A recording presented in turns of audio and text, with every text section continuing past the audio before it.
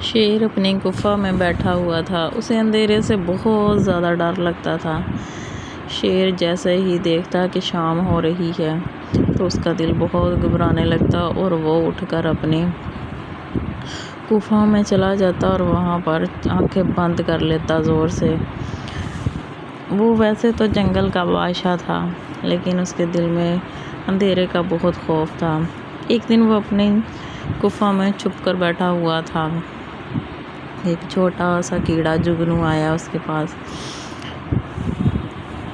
وہ اس کے ارد گرد چکر لگانے لگا اور اس نے شیر سے پوچھا کہ آپ اس ٹائم ادھر کیوں بیٹھے ہیں اور کبھی بھی آپ اس وقت باہر نہیں نکلتے؟ تو شیر نے کہا، اس نے اپنے اندر کی بات جگنو کو بتائی۔ اس نے بتایا کہ مجھے اندھیرے سے بہت خوف آتا ہے، جیسے جیسے سورج ڈھلنے لگتا ہے میرا دل بیٹھنے لگتا ہے اور اندھیرے کو دیکھ دیکھ کر مجھے عجیب عجیب خوف آتے ہیں اور میں سب کچھ بھول بھال کر اپنی غفا کے اندر آنکھیں بند کر کے چلا جاتا ہوں۔ لیکن تم، جگنو نے کہا، میں تو ایک چھوٹا سا کیڑا ہوں لیکن میں تو ساری رات گھومتا ہوں اور مجھے تو کوئی ڈر نہیں لگتا۔ شیر نے کہا کہ ہاں، تم تو ایک چھوٹے کیڑے ہو کر بھی نہیں ڈرتے، لیکن مجھے اندھیرے سے بہت زیادہ خوف آتا ہے۔ اس طرح شیر نے اسے اپنے دل کی بات کہی تو جگنو نے اپنے دل میں سوچا کہ یہ جنگل کا بادشاہ ہے، میں اس کی ضرور مدد کروں گا۔ اس طرح وہ اس کی مدد کرنے کی ٹھان لیتا ہے۔ پھر کیا تھا،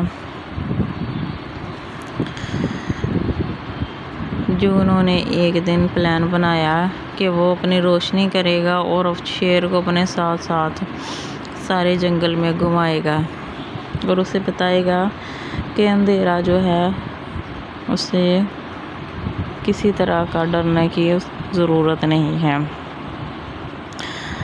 جگنو نے آگے آگے جا کر روشنی کی اور شیر سے کہا کہ میرے پیچھے پیچھے آؤ اور دیکھو کہ اندھیرے میں کچھ ہے۔ جگنو آہستہ آہستہ اڑتا جاتا ہے اور شیر جو ہے وہ اس کے ساتھ ساتھ پیچھے پیچھے آتا جاتا ہے۔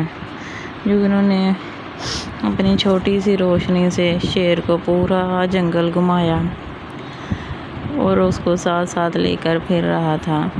تو شیر کو اندازہ ہوا کہ وہ جتنا اندھیرے سے خوف زدہ ہو رہا تھا اتنا ہونے کی ضرورت نہیں ہے، جنگل میں ایسا کچھ بھی نہیں ہے۔ اس طرح